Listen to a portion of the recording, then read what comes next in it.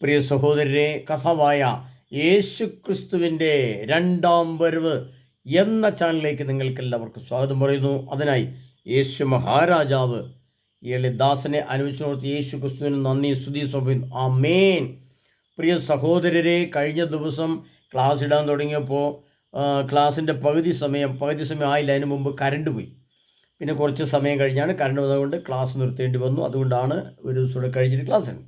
Okay, അതിൻ്റെ കാരണം ഞാൻ പറഞ്ഞു കഴിഞ്ഞു. അത് നിങ്ങളും അറിയാൻ വേണ്ടി ആഗ്രഹിക്കുന്നുണ്ടാവുമല്ലോ. എന്തുകൊണ്ടാണ് ഇന്നൊരാൾ ഫോൺ വിളിച്ച് ചോദിച്ചാൽ എന്തുകൊണ്ടാണ് ക്ലാസ് നിർത്തിയോ, ഞങ്ങൾക്ക് ക്ലാസ് ആവശ്യമാണെന്ന് പറഞ്ഞുകൊണ്ട് വിളിച്ചുകൊണ്ട് ഒക്കെ പറയുകയാണ്. ഓക്കെ, പ്രിയ സഹോദരനെ, നമ്മൾ കഴിഞ്ഞ ദിവസം കണ്ട ഏറ്റവും പ്രധാനപ്പെട്ട കാര്യം എന്തായിരുന്നു? എല്ലാം അറിയണമെന്ന് മനുഷ്യന് ആഗ്രഹമുണ്ട്, എന്നാൽ ഒന്നും അറിയത്തില്ല എന്നുള്ളതാണ്. ഈ ലോകത്തിൻ്റെ ഏത് ഭാഗത്തുള്ള സ്ഥലത്തെ ജോലികളും കണ്ടെത്താനും ആ ജോലിക്ക് വേണ്ടുന്ന വിസ സംഘടിപ്പിക്കാനും അതിൻ്റെ ഏജൻറ്റുമാരെ കണ്ടെത്താനും അതിന് 18 ലക്ഷമോ 20 ലക്ഷമോ കൊടുക്കാനൊന്നും ഒരു ബുദ്ധിമുട്ടും മനുഷ്യനില്ല. അതിൻ്റെ അറിവിൻ്റെ അങ്ങേ തല മനുഷ്യനുണ്ട്. അത് ലണ്ടൻ ജോലി ആയിക്കോട്ടെ, ആഫ്രിക്കൻ ജോലി ആയിക്കോട്ടെ, ഏത് രാജ്യത്തിന് പോകേണ്ടതും അന്വേഷിച്ച് കണ്ടെത്തി വിസ സംഘടിപ്പിച്ച് അതിന് 15 ലക്ഷം 20 ലക്ഷം 25 ലക്ഷം രൂപ ഒക്കെ കൊടുത്ത് അവിടെ ജോലിയിലേക്ക് പ്രവേശിക്കുന്നത് നമ്മൾ കാണുന്നുണ്ട്, കേൾക്കുന്നുണ്ട്. എന്നാൽ കർത്താവ് പറയുകയാണ്, എന്താ കർത്താവ്? വിശുദ്ധ മത്തായിയുടെ സുവിശേഷം 24-ാം അധ്യായം അതിൻ്റെ 37-ാമത്തെ തിരുവചനം മുതലായിരുന്നു നമ്മൾ കണ്ടത്. അതിലേറ്റവും പ്രധാനപ്പെട്ട ജലപ്രളയം വന്ന് സംഹരിക്കുന്നത് വരെ അവർ അറിഞ്ഞില്ല എന്ന വചനത്തെ ആസ്പദമാക്കിയാണ് നമ്മൾ ക്ലാസ് എടുത്തത്. അപ്പോൾ ഇന്ന് അതിൻ്റെ ബാക്കി എന്ന് പറഞ്ഞ് ഇനി അഗ്നിപ്രളയം വന്ന് നമ്മെ മുഴുവനും ചുട്ട് ചാമ്പലാക്കുന്നത് വരെ നാം അറിയുകയില്ല എന്ന വിഷയത്തെ ആസ്പദമാക്കിയാണ് നമ്മൾ ഇന്ന് ചിന്തിക്കുന്നത്. അന്ന് അഗ്നിപ്രളയമായിരുന്നെങ്കിൽ ഇനി നമ്മുടെ മുമ്പിലേക്ക് വരുന്നത്, അന്ന് ജലപ്രളയമായിരുന്നെങ്കിൽ അഗ്നിപ്രളയമാണ് ഇനി നമ്മുടെ അടുത്തേക്ക് വരുന്നത്. ഇപ്പോൾ അല്പസമയം മുമ്പ് ജസ്റ്റ് ഒരു വാർത്ത ഞാൻ നോക്കാൻ ഇടയായി. ചില സമയത്ത് എനിക്ക് ഉൾപ്രേരണ വരും, ഒരു വാർത്ത ശ്രദ്ധിക്കാൻ പറയും. അതിനകത്ത് എനിക്ക് വേണ്ടുന്ന ഒരു ക്ലാസ്സിൻ്റെ ഒരു ആവശ്യകത അതിനകത്ത് ദൈവം കണ്ടിട്ടുണ്ടാവും. സർവശക്തനായ ദൈവം, ദൈവത്തിൻ്റെ ആത്മാവും എൻ്റെ ആത്മാവും ദൈവത്തിൻ്റെ മനസ്സും എളിദാസൻ്റെ മനസ്സും തമ്മിൽ ഏകദേശം ഐക്യപ്പെട്ടു പോകുന്നത് കൊണ്ട് ദൈവത്തിൻ്റെ ഒരു സന്ദേശങ്ങൾ എനിക്ക് ഇടയ്ക്കെല്ലാം കിട്ടാറുണ്ട്. അതുകൊണ്ട് കർത്താവ് പറഞ്ഞു. അപ്പോൾ ആ വാർത്ത ഇങ്ങനെയാണ്: കുവൈറ്റിലേക്ക് പോകുന്ന, കോഴിക്കോട് നിന്ന് പൊന്തി ഗൾഫിലേക്ക് പോയ ഒരു വിമാനം പകുതി വഴിക്ക് തിരിച്ചു പോകും. എന്തുകൊണ്ടാണ് തിരിച്ചു പോകുന്നത്? ഇപ്പം വിമാനത്താവളങ്ങളെല്ലാം വീണ്ടും ഗൾഫിൽ അടയ്ക്കപ്പെട്ട് കഴിഞ്ഞു. ഒരു വാഹനത്തിനും ഇങ്ങോട്ട് വരാൻ പറ്റുന്നില്ല. അപ്പോൾ അങ്ങനെ വന്നപ്പോൾ എന്തു സംഭവിച്ചു? വിമാനങ്ങൾ നിർത്തി, എല്ലാം അടച്ചുപൂട്ടി, എല്ലാം ഒന്നും നടക്കാൻ പറ്റാത്ത അവസ്ഥയിലേക്ക് കാര്യങ്ങൾ വന്നു. അപ്പോൾ അതിൻ്റെ അർത്ഥം എന്താണ്?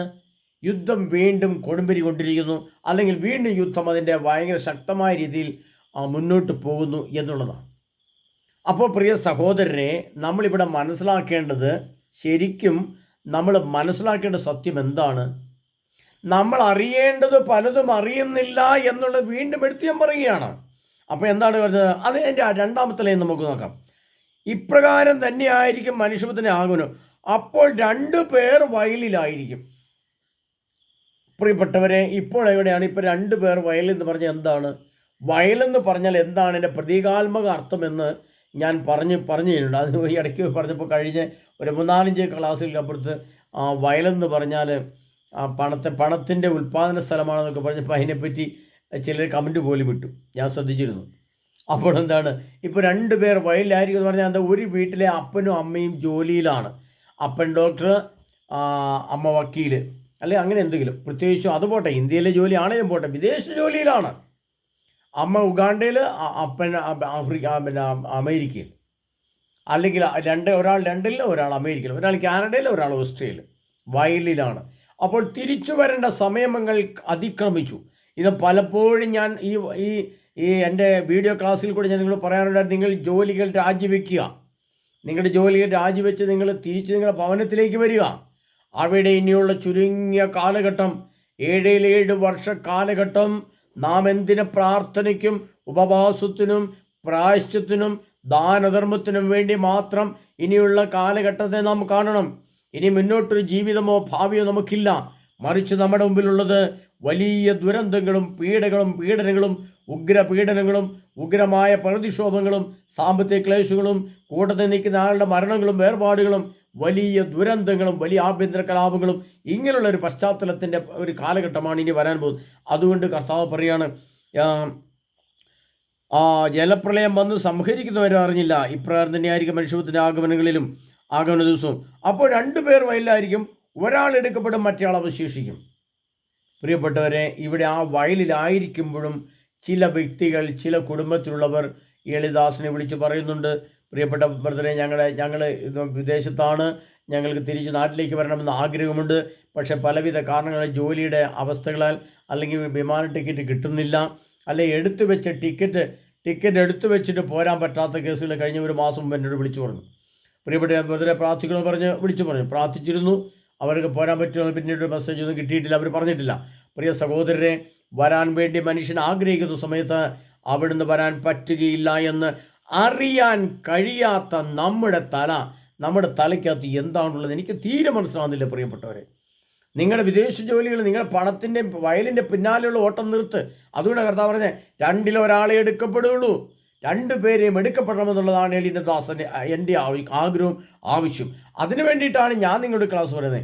പ്രിയപ്പെട്ട, നിങ്ങൾ ജോലികളൊക്കെ വേണ്ടാന്ന് വെക്ക്, നിർത്ത്. കിട്ടുന്ന ഫ്ലൈറ്റിൽ കയറി നിങ്ങളുടെ നാട്ടിലേക്ക് വന്ന് ഇനിയുള്ള ശിഷ്ടകാലം നിങ്ങളുടെ ജീവിതം ശരിയായ ഒരു കുമ്പസാരം, ശരിയായ ആരാധന, ശരിയായ ധ്യാനം കൂടൽ, ശരിയായ ആത്മീയ ജീവിതം ഒരുക്കം എങ്ങനെയാണ് ഒരുങ്ങേണ്ടത്, ഇനിയുള്ള കാലഘട്ടത്തിൽ എങ്ങനെയാണ് ജീവിക്കേണ്ടത്, എൻ്റെ ഭവനത്തെ ഞാൻ എങ്ങനെ ക്രമീകരിച്ചെടുക്കണം, എൻ്റെ കുടുംബാംഗങ്ങളെ ഞാൻ എങ്ങനെ ഒരുക്കിയെടുക്കണം, ഞാൻ എങ്ങനെ ഒരുക്കണം എന്ന വ്യക്തമായൊരു ധാരണയും കാഴ്ചപ്പാടുമില്ലെങ്കിൽ കർത്താവ് പറയാണ്, 2 പേർ വയലിലായിരിക്കും, ഒരാൾ എടുക്കപ്പെടും, മറ്റേയാൾ അവശേഷിക്കും. അവശേഷിക്കുന്ന ആളുടെ അവസ്ഥ എന്താണെന്ന് ഞാൻ പറയണമെങ്കിൽ പറയാവുന്നേ ഉള്ളൂ, പറയേണ്ട ആവശ്യമില്ല. കർത്താവ് ഒരാളെ എടുത്തുകൊണ്ട് പോയാൽ ബാക്കിയുള്ളവർക്ക് പിന്നെ ബാക്കിയുള്ള ആളെ എടുക്കാൻ വേണ്ടി പിന്നെ ആരാണ് വരുന്നത്? അതാണ് സാക്ഷാൽ ലൂസിഫർ, സാക്ഷാൽ സാത്താൻ, സാക്ഷാൽ പിശാച് എന്ന് പറയുന്ന വ്യക്തി. അത് വ്യക്തിരൂപം പ്രാപിച്ചും, സമൂഹ രൂപം പ്രാപിച്ചും, മറ്റ് പ്രാർത്ഥനാ രൂപം പ്രാപിച്ചും, രാഷ്ട്രീയ രീതിയിലും സാമ്പത്തിക രീതിയിലും സ്വാധീന രീതിയിലും അഴകിൻ്റെ രീതിയിലും ഒക്കെ നമ്മുടെ അടുത്തേക്ക് വരാതിരിക്കുകയില്ല. ഇപ്പോൾ വന്നു കഴിഞ്ഞു നാം അതിൻ്റെ അടിമത്തത്തിലാണ്ട് പോയി ചെയ്തു. അത് കർത്താവിനെ അപ്പോഴും അവരറിഞ്ഞില്ല. ഈ 2 പേർ വയലിലായിരിക്കപ്പെടുമ്പോൾ, ഇത് കഴിഞ്ഞ 2 മാസങ്ങൾക്ക് മുമ്പ് ഒരു സഹോദരി കുവൈറ്റിൽ നിന്നല്ല, UK നിന്ന് ഒരു വിമാന ടിക്കറ്റ് എടുത്ത് വെച്ചിട്ട് പോരാൻ വേണ്ടി ആഗ്രഹിച്ച് പറ്റിയില്ല. പക്ഷേ അത് കഴിഞ്ഞ് ഞാൻ പറഞ്ഞു, നിങ്ങൾ അവിടെ വെച്ച് പ്രാർത്ഥിച്ചു എന്ന് പറഞ്ഞു. അങ്ങനെ എന്തായാലും പ്രാർത്ഥിച്ചു പറഞ്ഞു. 1 മാസം കഴിഞ്ഞപ്പോൾ അവർക്ക് തിരിച്ചു വരാൻ പറ്റിയെന്ന് പറഞ്ഞു. പിന്നീട് എനിക്ക് പറ്റിയായിരുന്നു, ഞാൻ അറിയിക്കാൻ താമസിച്ചുവെന്ന് പിന്നീട് ഒരു വ്യക്തി പറഞ്ഞു. വേറെ ആൾക്ക് പറയാൻ പറ്റില്ല, അവർ മറന്നു പോയിട്ടുണ്ടാവും. ഓക്കെ, അതല്ല പ്രശ്നം. പക്ഷേ ചില വ്യക്തികളെ ദൈവം എത്തിക്കേണ്ടടുത്ത് എത്തിക്കും. കാരണം അവരുടെ മനസ്സ് വെമ്പുകയാണ്. ഈ ജോലി രാജിവെച്ച്, ഈ ദേശം വിട്ട് ഇനി എൻ്റെ ഭവനത്തിലേക്ക് പോകണം, ഇനി എൻ്റെ ഭർത്താവിൻ്റെ കൂടെ, മക്കളുടെ കൂടെ, കുഞ്ഞിൻ്റെ കൂടെ അല്പസമയമെങ്കിലും കർത്താവിൻ്റെ കൂടെ ആയിരിക്കണം, അതിനൊരു ധ്യാനം കൂടണം, നല്ല ധ്യാനം കൂടാൻ. എവിടെയാണ് ധ്യാനം കൂടുന്നത്? അങ്ങനെ അന്വേഷിച്ചപ്പോൾ ഈ ധ്യാനത്തെക്കുറിച്ച് കേട്ടു. ബദലേം പറഞ്ഞവർ ചോദിച്ചു. അപ്പോൾ ഞങ്ങൾ പറഞ്ഞു, ഇന്ന സമയത്ത് ധ്യാനം ഉണ്ടെന്ന് പറഞ്ഞ് അവർക്ക് എന്നിട്ടും വരാൻ പറ്റിയില്ല. അവരുടെ അടുത്ത് ധ്യാനത്ത് വരാൻ വേണ്ടി ആഗ്രഹിക്കുകയാണ്. പ്രിയപ്പെട്ടവരെ, ഇവിടെ വ്യക്തമായ വേറൊരു കാര്യങ്ങൾ അറിയിക്കാൻ വേണ്ടിയിട്ടാണ് ഞാൻ ആഗ്രഹിക്കുന്നത്. അത് ഈ മാസം ഇപ്പോൾ 13, 14, 15, 16, 17 തീയതികളിൽ നടത്താനിരുന്ന ധ്യാനം നമ്മളൊന്ന് മാറ്റി വെക്കുന്നുണ്ട്. 2 ആഴ്ചയോട് മുന്നോട്ട് കയറ്റി വയ്ക്കുന്നുണ്ട്. അത് ഈ മാസം ഏറ്റവും അവസാനത്തെ ശനി, ഞായർ, തിങ്കൾ എന്നീ 2 ദിവസങ്ങളാണ്, 3 ദിവസങ്ങളാണ്. ശനിയാഴ്ച, വെള്ളിയാഴ്ച വൈകിട്ട് പുറപ്പെടുക, ശനിയാഴ്ച രാവിലെ മുതൽ ക്ലാസ്സുകൾ ആരംഭിക്കുന്നതായിരിക്കും. ഈ ജൂൺ മാസത്തിലെ ഏറ്റവും അവസാനത്തെ വെള്ളിയാഴ്ച ആരംഭിച്ച് ശനി, ഞായർ, തിങ്കൾ 3 ദിവസം. അപ്പോൾ ഇന്ന് ഫോൺ വിളിച്ച ഒരാൾ പറയുകയുണ്ടായി. അന്നപ്പോൾ അദ്ദേഹം പറഞ്ഞത്, ശനി ഞായറും വെക്കുകയാണെങ്കിൽ പ്രിയപ്പെട്ട ബ്രദറെ 2 ദിവസം ഓഫാണല്ലോ, ആ ദിവസങ്ങൾ കൂടുതൽ കുട്ടികളുള്ളവർക്ക് സ്കൂളിൽ വിടണം, കോളേജുകൾ, ക്ലാസ്സുകൾ അങ്ങനെയൊക്കെ ഉള്ളവർക്ക് വലിയ പ്രശ്നങ്ങളുണ്ട്. അതുകൊണ്ട് ശനി ഞായറും കൂടെ കൂട്ടി വെക്കുകയാണ് ഞങ്ങൾ എളുപ്പമായിരുന്നു പറഞ്ഞതിൻ്റെ അടിസ്ഥാനത്തിലും. മറ്റൊന്ന്, ഈ മാസത്തിൻ്റെ അവസാനത്തിലേ നമുക്കിനി ധ്യാനം നടക്കാൻ പറ്റുള്ളൂ. കാരണം ധ്യാന ഹാളിൽ കുറച്ചുകൂടെ പണി നടക്കുകയാണ്. പുതിയ ധ്യാന ഹാളാണ്, അതിൻ്റെ പണി കുറച്ചുകൂടെ നടന്നുകൊണ്ടിരിക്കുകയാണ്. കുറേ അറ്റകുറ്റപ്പണികളുടെ ആവശ്യമുണ്ട്. അതുകൊണ്ട് അവർ കഴിഞ്ഞ പ്രാവശ്യം തന്നെ ചില പ്രശ്നങ്ങൾ അവിടെ ഉണ്ടായിരുന്നു. വെച്ചാൽ വൈദ്യുതിയുടെ പ്രശ്നങ്ങൾ, കണക്ഷൻ്റെ കുറവുകൾ, അങ്ങനെ കുറേ വിഷയങ്ങളൊക്കെ ഉണ്ടായിരുന്നു. അതിൻ്റെയൊക്കെ പണി പൂർത്തിയാകാൻ വേണ്ടി വീണ്ടും വിചാരിച്ച സമയത്ത് പണി നടന്നിട്ടില്ല. അതുകൊണ്ട് ഈ മാസം ജൂൺ മാസം ഏറ്റവും അവസാനത്തെ വെള്ളിയാഴ്ച വൈകിട്ട് ആരംഭിക്കുന്നു. ശനി, ഞായർ, തിങ്കൾ 3 ദിവസമായിരിക്കും ധ്യാനമുണ്ടായിരിക്കുക നിങ്ങൾ അറിയിക്കണം. അപ്പോൾ ഇവിടെ നമ്മളിത് അറിയണം. ഏതെല്ലാം കാര്യങ്ങൾ അറിയണം? നാം വയലിലാണോ അതോ വചനത്തിലാണോ? നാം വയലിൻ്റെ ആസക്തിയിലാണോ കർത്താവിൻ്റെ വചനത്തിന് കൂടുതലാണോ? അതുകൊണ്ടാണ് മത്തായിയുടെ സുവിശേഷത്തിൽ കർത്താവ് പറയുന്നത് ഒരു ഉപമ ഉണ്ട്. 10 കന്യകമാരുടെ ഉപമ വീണ്ടും വീണ്ടും ഞങ്ങൾ ഓർമ്മിപ്പിക്കുകയാണ്. 10 കന്യകമാരും അതിൽ 5 കന്യകമാർ വിവേകമതികളും 5 കന്യകമാർ അവിവേകികളുമായിരുന്നു. ഇവരെല്ലാവരും ജീവിക്കുന്നതോടൊപ്പം ഒരുമിച്ച് ജീവിച്ചു. പക്ഷേ അവസാന കാലത്ത് വിവേകമുള്ള ചില 5 സ്ത്രീകൾ വളരെ ബുദ്ധിപൂർവ്വം തൻ്റെ ഇന്ദ്രിയങ്ങളിലും കാതുകളിലും കണ്ണുകളിലും അതിരങ്ങളിലും ശരീരത്തിലും വിശ്വാസവും വിശുദ്ധിയും ജ്ഞാനവും വിവേകവും സത്യസന്ധയും നീതിബോധവും കരുതി വെച്ചു.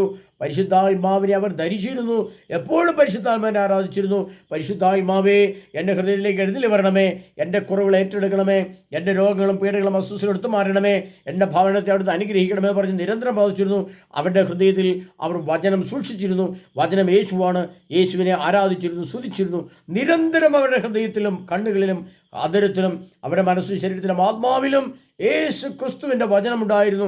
ആ വചനത്തിൻ്റെ ആരാധനയിലായിരുന്നു. അതുകൊണ്ട് അവർ കിടന്നുറങ്ങിയപ്പോൾ അർദ്ധരാത്രി ഇതാ മണവാളൻ എന്ന് വിളിച്ചു പറഞ്ഞു. പുറത്ത് വന്ന് അവനെ എതിരേൽക്കുമെന്ന് പറഞ്ഞപ്പോൾ ഇതാ ആർപ്പുവിളി എന്ന് പറഞ്ഞ് ഹാലേലിയ ഹാലേലിയ പറഞ്ഞ് ആരാധന കേട്ടപ്പോൾ അവർ ചാടി എഴുന്നേറ്റു. അപ്പോൾ അവരുടെ കണ്ണുകളിലും കാതുകളിലും അതിരങ്ങളിലും യേശു ക്രിസ്തുവിന് സ്തുതിപ്പായിരുന്നു. എന്നാൽ ഇന്ന് വയലിലായിരിക്കുന്നവർ, സമ്പത്തിൻ്റെ പിറകെ പോകുന്നവർ ഇത്രയൊക്കെ അറിഞ്ഞിട്ടും വിമാനങ്ങൾ റദ്ദ് ചെയ്യുന്നു. യുദ്ധങ്ങൾ അവിടെ ആരംഭിച്ചു കഴിഞ്ഞു. പഴയ പോലെ വിസകൾ കിട്ടുന്നില്ല. പല രാജ്യങ്ങളിൽ നിന്ന് ജോലി നഷ്ടപ്പെട്ട ആൾക്കാർ തിരിച്ചു വരുന്നു.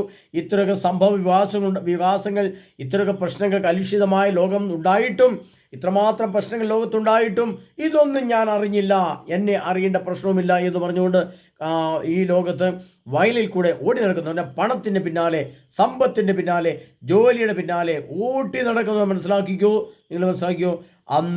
അന്ന് രാത്രി 2 പേരുണ്ടായിരിക്കും ഒരു കട്ടിൽ, ഒരാൾ എടുക്കപ്പെടുമെന്ന് പറഞ്ഞിട്ടുണ്ടെങ്കിൽ അത് കർത്താവ് പറഞ്ഞിട്ടുണ്ടെങ്കിൽ അന്ന് ഒരു കട്ടിലായിരുന്നെങ്കിൽ ഇന്ന് ബെഡ്റൂമാണ്.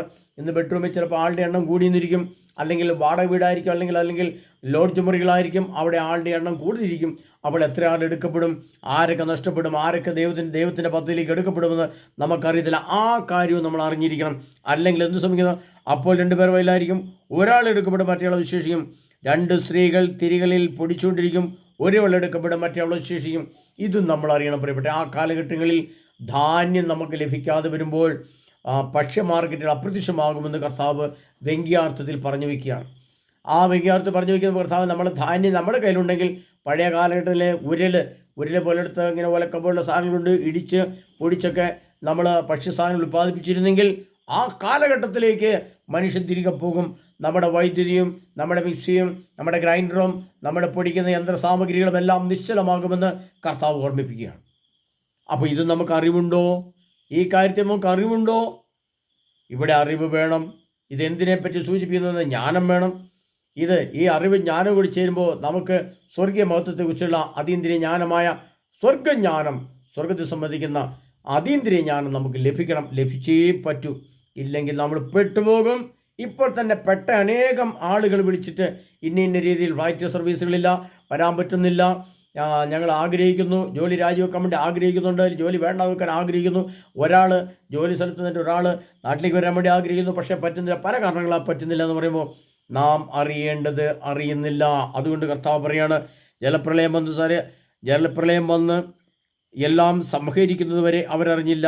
ഇപ്രകാരം തന്നെയായിരിക്കും മനുഷ്യത്തിൻ്റെ ആഗമങ്ങളിലും. എന്നാൽ ഒരു സംഭവം വ്യത്യാസമുണ്ട് പ്രിയപ്പെട്ടവരെ. ഇനി ആഗോള 3-4 ലോക യുദ്ധം ഒക്കെ ആരംഭിച്ചാൽ ഇനി ജലപ്രളയമല്ല വരുന്നത്, അഗ്നിപ്രളയമാണ്. അതുകൊണ്ട് ആർക്കും ഓടി രക്ഷപ്പെടാൻ സാധ്യമല്ല. അങ്ങനെ പശ്ചാത്തലം ഇനിയില്ല. ജലപ്രളയത്തിൻ്റെ കാലം കഴിഞ്ഞു, ഇനി അഗ്നിപ്രളയമാണ്.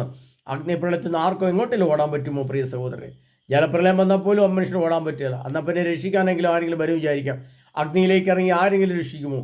ഏതെങ്കിലും അഗ്നിശമന സേനയോ ഏതെങ്കിലും മന്ത്രിസഭയോ ഏതെങ്കിലും മിലിറ്ററി സംവിധാനങ്ങളോ നമ്മൾ ഒരു ബോംബ് പൊട്ടി വലിയ അഗ്നി ആളിക്കത്തുകയാണെങ്കിൽ ആ അഗ്നികുണ്ഡത്തിലേക്ക് ആരെങ്കിലും ഇറങ്ങി രക്ഷിക്കാൻ വരുമോ? ആരും രക്ഷിക്കാൻ വരികയില്ല. നമുക്ക് ന്യായമായിട്ടറിയാം. അങ്ങനെയെങ്കിൽ കർത്താവ് പറയാണ്, മനുഷ്യപുത്ര ദിവസങ്ങളിലും അങ്ങനെ തന്നെയായിരിക്കും. അതുകൊണ്ട് കർത്താവ്, നിങ്ങളുടെ കർത്താവ് ഏതു ദിവസം വരുമെന്ന് അറിയാത്തതുകൊണ്ട് നിങ്ങൾ ജാഗരൂകരായിരിക്കുവിൻ. എന്നാൽ നമ്മുടെ കർത്താവ് ഏത് മണിക്കൂറിലാണ് വരുന്നതെന്ന് വിശുദ്ധ ഗ്രന്ഥത്തിൽ തന്നെ ഉണ്ട് പ്രിയ സഹോദരരെ. അതറിയേണ്ട സമയത്ത് അറിയേണ്ട വ്യക്തിയിൽ കൂടെ മാത്രമേ ഈ ലോകത്തോട് കർത്താവ് സംസാരിക്കുള്ളൂ. അങ്ങനെയൊക്കെയാണ് എളിദാസിനെ കൂടെയൊക്കെ കർത്താവ് സംസാരിക്കുക എന്ന് നമ്മൾ മനസ്സിലാക്കിയാൽ മതി. വിശുദ്ധ പൗലോസ്യരുടെ പുസ്തകത്തിലും കരുണയുടെ അവസാന മണിക്കൂർ എന്ന പുസ്തകത്തിലുമൊക്കെ കർത്താവ് വളരെ വ്യക്തമാണ്. അവിടെ സമയം മണിക്കൂറിലൊന്നും പറയുന്നില്ലെങ്കിലും ബാക്കി എല്ലാ ലക്ഷണവും കാര്യങ്ങളും യേശുവിൻ്റെ വരവിനെ പറ്റി ഇതാ അടുത്തെത്തി കഴിഞ്ഞു, കരുണയുടെ അവസാന മണിക്കൂർ എന്നൊക്കെ പറഞ്ഞുകൊണ്ട് ധാരാളം പുസ്തകങ്ങൾ ലോകത്ത് കാണുന്നു, കേൾക്കുന്നു, വായിക്കുന്നു. പക്ഷേ എന്നിട്ടും അറിയേണ്ടത് പലതും അതിനകത്ത് അറിയാൻ പറ്റുന്നില്ല, അതിൽ കൂടിയൊന്നും അറിയാൻ പറ്റുന്നില്ല. അതുകൊണ്ട് പ്രിയ സഹോദരങ്ങളെ, ഈ മാസം ഏറ്റവും അവസാനം നടക്കുന്ന ഏറ്റവും അവസാനത്തെ വെള്ളിയാഴ്ച വൈകിട്ട് 4 മണിക്ക് തുടങ്ങി ശനിയാഴ്ചയും ഞായറാഴ്ചയും തിങ്കളാഴ്ചയും നടക്കുന്ന ധ്യാനത്തിൽ ആളുകൾ വന്ന് കഴിയുന്നത്ര കൂടി സംബന്ധിക്കുക, ഒരുങ്ങുക. ഇനി യേശുവിൻ്റെ വരവിന് ഒരുക്കമാണ്. ആഗോളയുദ്ധം താമസമില്ലാതെ ലോകത്തിലേക്ക് പടർന്ന് പന്തലിക്കും. അത് വലിയ ദുരന്തങ്ങളിലേക്ക്, അത് ഇതൊന്നുമല്ല, മനുഷ്യൻ്റെ ബുദ്ധിക്ക് അപ്രാപ്യമാണതൊക്കെ. അതുകൊണ്ട് സഹോദരങ്ങളെ, നിങ്ങൾ മനസ്സിലാക്കി എത്രയും പെട്ടെന്ന് നിങ്ങൾ ഒരുങ്ങിയിരിക്കുക. 10 കന്യകമാരിൽ 5 വിവേകമതിയായ കന്യകൾ ഒരുങ്ങിയത് പോലെയുള്ള ഒരുക്കമായിരിക്കണം നമ്മുടേത്. ഒരു സാധാരണ ഒരുക്കമല്ല പ്രിയ സഹോദരങ്ങളെ. നിങ്ങളൊക്കെ മനസ്സിലും ചിന്തയിലും ബുദ്ധിയിലും കണ്ടിട്ടുള്ള ഒരുക്കമല്ല. അത് വ്യക്തമായ ഒരുക്കം എളിദാസിൻ്റെ ക്ലാസ്സിൽ കൂടെ നിങ്ങൾക്ക് സാധിക്കുന്ന കാര്യം സാധിക്കും. അതുകൊണ്ട് എല്ലാവരും വരിക, കഴിയുന്നത്ര ആളുകൾ വരിക. പ്രിയപ്പെട്ടവരെ വേഗം വിളിച്ച് ബുക്ക് ചെയ്യുക. അപ്പോൾ നമ്മൾ ഈ മാസം നടത്താനിരുന്ന 14, 15, 16, 17 ദിവസത്തെ ധ്യാനം ഈ മാസം അവസാനത്തെ വെള്ളി, ശനി, ഞായർ, തിങ്കൾ എന്നീ ദിവസങ്ങളിലേക്ക് മാറ്റിയതായിട്ട് വീണ്ടും അറിയിക്കുകയാണ്. ഓർമ്മിച്ചിരിക്കുക, നിങ്ങൾ അറിയണം, അത് കാര്യങ്ങൾ മനസ്സിലാക്കണം. അതിനാൽ നമ്മുടെ ഒരുക്കത്തെ പറ്റിയൊക്കെ കൂടുതൽ പഠിക്കുവാൻ, ആ ഒരുക്കം എങ്ങനെയായിരിക്കണം, ഒരു മനുഷ്യൻ്റെ ശരീരത്തെ യേശുക്രിസ്തുവിൻ്റെ രണ്ടാമത്തെ വരവിൻ്റെ സമയത്ത് ഈ ഭൂമിയിലായിരിക്കുന്ന വിശുദ്ധിയുള്ളവരെ കർത്താവ് എങ്ങനെയാണ് കൊണ്ടുപോകുന്നത്, അതിൻ്റെ പിന്നാമ്പറകൾ എങ്ങനെയാണ് സംഭവിക്കുക, അതെന്നാണ് അതിൻ്റെ കാരണങ്ങൾ, എങ്ങനെയാണത് സംഭവിക്കുക ഒക്കെ വ്യക്തമായിട്ട് ശാസ്ത്രീയമായും ആത്മീയമായിട്ടും അതീന്ദ്രിയ ജ്ഞാനപരമായിട്ടും ഒക്കെ നിങ്ങളെ പഠിപ്പിക്കുന്ന ക്ലാസ്സിൽ കൂടി ആയിരിക്കും നമ്മൾ കടന്നു പോവുക. അതുകൊണ്ട് കർത്താവായ യേശുവിൻ്റെ വരനായിട്ട് എത്രയും പെട്ടെന്ന് ഒരുങ്ങുക. ഇനി നമ്മുടെ മുമ്പിൽ സമയമേ ഇല്ല. ദുരന്തങ്ങളുടെ ഒരു പെരുമഴ. ഈ വർഷത്തെ മഴക്കാലം അതിഭയാനകമായിരിക്കും, ഞാൻ പറഞ്ഞിട്ടുണ്ട്. ഇനി വരും കാലഘട്ടത്തിൽ പ്രകൃതി നമുക്കെതിരെ തിരിയുമെന്ന് യേശയ്യാപ്രവചന പുസ്തകത്തിൽ എഴുതി വെച്ചിട്ടുണ്ട്. ജ്ഞാനത്തിൻ്റെ പുസ്തകത്തിലും വ്യക്തമായിട്ട് എഴുതി വെച്ചിട്ടുണ്ട്. പ്രകൃതി മനുഷ്യനെതിരെ തിരിയും എന്ന് പറഞ്ഞിട്ടുണ്ട്. അതൊക്കെ സംഭവിക്കുകയാണ്. അതിനെ പ്രിയസംഗങ്ങളെ, വലിയ ദുരന്തങ്ങളിലേക്ക് ചെന്ന് വീഴാതെ, രക്ഷപ്പെടാനാവാത്ത വിധം അപകടത്തിൽപ്പെടാതെ എത്രയും പെട്ടെന്ന് വിശുദ്ധിയും പരിശുദ്ധിയും കൊണ്ട് നിറയുക. ഈ സമയം മുതൽ നമുക്ക് ദൈവത്തിൻ്റെ സംരക്ഷണം ആവശ്യമാണ്. യേശുക്രിസ്തുവിൻ്റെ സംരക്ഷണവും പരിശുദ്ധാത്മാവിൻ്റെ സംരക്ഷണവും നമുക്ക് ഈ കാലഘട്ടമാണ് ഏറ്റവും കൂടുതൽ ആവശ്യമായി വരുന്നത്. കാരണം ഇപ്പോൾ നമ്മുടെ കൃപയും ചൈതന്യവും വിശുദ്ധിയും നഷ്ടപ്പെട്ടാൽ പെട്ടെന്ന് തിരികെ പിടിക്കാൻ സാധിക്കുകയില്ല. കാരണം ഓരോ ഭവനത്തെയും, എന്നെ വിളിക്കുന്ന ധാരാളം ഭവനങ്ങൾ, അല്ലെങ്കിൽ ഈ എളിദാസിൻ്റെ ക്ലാസ്സിലൊക്കെ വരുന്ന പലരുടെയും വിഷയങ്ങൾ വളരെ രൂക്ഷമാണ്. വളരെ പൈശാചികത നിറഞ്ഞ, ദുഷ്ട നിറഞ്ഞ, വിശ്വാസവും വിശുദ്ധിയുമില്ലാത്ത ഒരുപാട് തകർന്ന കുടുംബങ്ങളുടെ കഥകളാണ് നമ്മൾ കേൾക്കുന്നത്. അത് സാമ്പത്തികമായിട്ട് തകർന്നവർ, കുടുംബ കലഹത്തോടെ തകർന്നവർ, അകന്നു കഴിയുന്ന ദമ്പതികൾ, മക്കളുടെ വിവാഹം നടക്കാൻ പറ്റാത്തതിൻ്റെ പേരിൽ അവരുടെ അസ്വാസ്ഥ്യങ്ങൾ, മദ്യപിക്കുന്ന ഭർത്താവ്, അല്ലെങ്കിൽ മദ്യപിച്ചിട്ട് കാര്യം വരുന്ന മക്കൾ, സമയം തെറ്റി കിടന്നുറങ്ങുന്ന മക്കൾ, ഭാര്യാഭർത്തകന്മാരുടെ അകൽച്ചകൾ, വിശ്വാസവും വിശുദ്ധിയും ജ്ഞാനവും വിവേകമില്ലാത്ത അവസ്ഥ, ഒരു തോന്നുന്ന രീതിയിലുള്ള ജീവിതം, ഇങ്ങനെ കുത്തഴിഞ്ഞ ജീവിതവും കുത്തഴിഞ്ഞ വിശ്വാസവും വിശുദ്ധിയും ജ്ഞാനവും തൊട്ട് തെച്ചിട്ടില്ലാത്ത ആയിരക്കണക്കിന് ലക്ഷക്കണക്കിന് ക്രിസ്ത്യൻ ഭവനങ്ങൾ ഇനി എപ്പോഴും ഒരുങ്ങുമെന്നാണെന്ന് എനിക്ക് മനസ്സിലായി. അതിന് ഒരുക്കാൻ വേണ്ടിയിട്ട് ആരെങ്കിലും ഉണ്ടോ, തയ്യാറാകുന്നുണ്ടോ? ആരും പറഞ്ഞിട്ട് തയ്യാറാകുന്നില്ല. അല്ലെങ്കിൽ ഇനി അണക്കര പോലുള്ള സ്ഥലങ്ങളോ വട്ടാനിച്ചിൻ്റെ സ്ഥലങ്ങളോ അല്ലെങ്കിൽ അതുപോലുള്ള ധ്യാന സെൻ്ററുകളൊക്കെ പോയി ഒരുങ്ങുന്ന ഒരു ചുരുക്കമാണ്, വളരെ പരിമിതമാണ്. അവിടെയൊക്കെ ധ്യാനത്തിലെത്തുന്നവർ വളരെ ചുരുക്കം ആളുകളാണ്. 500, 1000 ആളുകളൊക്കെ വരുന്നു. പക്ഷേ അതൊന്നും പോരാ. കൂട്ടത്തിൽ എൻ്റെ വ്യക്തിപരമായ അഭിപ്രായത്തിൽ പറയുകയാണെങ്കിൽ ഓരോ ഇടവകളും ഉണരണം. എല്ലാ ഇടവകളിലും യേശുക്രിസ്തുവിൻ്റെ രണ്ടാമത്തെ വരവിൻ്റെ ഒരുക്കം എങ്ങനെയാണെന്ന് വ്യക്തമായിട്ട് അറിയണം. അറിയത്തില്ലാത്ത മെത്രാന്മാരോ അച്ഛന്മാരോ ഉണ്ടെങ്കിൽ അവർ അറിയാവുന്നവരെ വിളിച്ച് ക്ലാസ് കൊടുത്ത് ജനത്തെ ഒരുക്കണം. എങ്കിലേ അവർക്ക് യേശുവിൻ്റെ വരലിൽ പിടിച്ചിരിക്കാൻ സാധിക്കുള്ളൂ. പക്ഷേ ഇത് സംഭവിക്കുന്നില്ല എങ്കിൽ എന്തായിരിക്കും നമ്മുടെയൊക്കെ അന്ത്യത്തിൻ്റെ അവസ്ഥ എന്ന് ചിന്തിച്ചുകൊള്ളുക. അതിനെ പരിസ്ഥിതികളെ പ്രത്യേകം ശ്രദ്ധിക്കുക. നാം അറിയേണ്ടതറിയണം. അതുകൊണ്ട് അവർ തിന്നും കുടിച്ചും വിവാഹം ചെയ്തു കൊടുത്തും കഴിഞ്ഞു പോന്നു. ജലപ്രളയം വന്ന് സകലരെയും നശിപ്പിക്കുന്നവരെ അവരറിഞ്ഞില്ല. ഇപ്രകാരം തന്നെയായിരിക്കും മനുഷ്യപുത്രൻ്റെ ആഗമന സമയത്തും. അതിനെ പ്രിയപ്പെട്ടവരെ നമ്മൾ അറിയണം എന്ന് കർത്താവ് ആഗ്രഹിക്കുന്നതുകൊണ്ടാണ് ഇത്തരം ചില കാര്യങ്ങൾ തുറന്ന് പറയുന്നത്. ചില കാര്യങ്ങൾ നിങ്ങളോട് ഞാൻ ഈ വിഷയത്തിൽ ആസ്പദമാക്കി പറയാതെയും ഇരിക്കുന്നുണ്ട്. എല്ലാം ഒന്നും ഇതിനകത്ത് പറയാൻ പറ്റുകയില്ല. അപ്പോൾ ഈ കാലഘട്ടത്തിൻ്റെ ദുരന്തത്തെ വ്യക്തമായിട്ട് നമ്മൾ മനസ്സിലാക്കണം. അത് മനസ്സിലാക്കിയില്ലെങ്കിൽ നാം വലിയ ദുരന്തത്തിലേക്ക് പെട്ടു. അതിലെ പരിസ്ഥിതികളെ ഈ മാസം അവസാനം നടക്കുന്ന ധ്യാനത്തിൻ്റെ ഡേറ്റ് ഞാൻ പറഞ്ഞു. ഈ മാസത്തിൻ്റെ ഏറ്റവും അവസാനത്തെ വെള്ളി, ശനി, ഞായർ. വെള്ളിയാഴ്ച വൈകിട്ട് തുടങ്ങുന്നു. ശനിയും ഞായറാഴ്ചയും തിങ്കളാഴ്ച 4 മണിയാകുമ്പോൾ ധ്യാനം ക്ലാസ്സുകളും തീരുന്നതായിരിക്കും. ആ രീതിയിൽ നിങ്ങൾ കൃത്യമായിട്ടും മനസ്സിൽ ഇത് ഡേറ്റുകൾ കുറിച്ചിടുക, അങ്ങനെ ഒരുങ്ങുക. അതിനായി നമ്മൾ സമൃദ്ധമായ രീതിയിലേക്ക് മാറട്ടെ. ആമേൻ.